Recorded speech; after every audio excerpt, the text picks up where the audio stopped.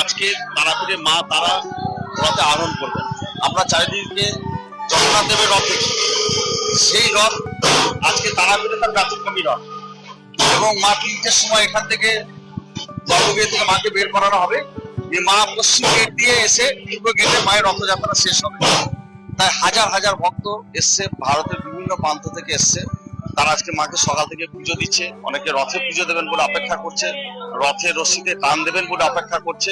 তাই হাজার হাজার ভক্তকে নিরাপত্তা দেওয়ার জন্য, সুস্থভাবে দর্শন করার জন্য মন্দির কমিটি, টিআরডিএ, তারাপীঠ থানা আমরা যৌথভাবে থাকছি, যাতে ভক্তরা ভালো দর্শন করতে পারে।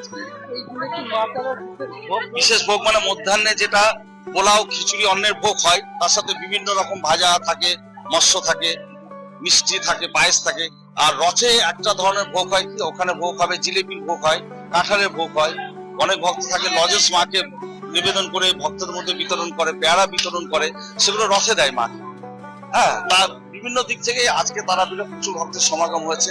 শনি রবি ছুটি, স্বভাবতই হাজার হাজার মানুষ অপেক্ষা করে আছে মা কখন নগর পরিক্রমা বের হবে, সেখান থেকে মাকে দর্শন করার জন্য। আর আমরাও সম্পূর্ণ প্রস্তুত যে ভক্তদেরকে ভালো রকম ভাবে মায়ের রথ যাতে মাকে রথে তারা দর্শন করে।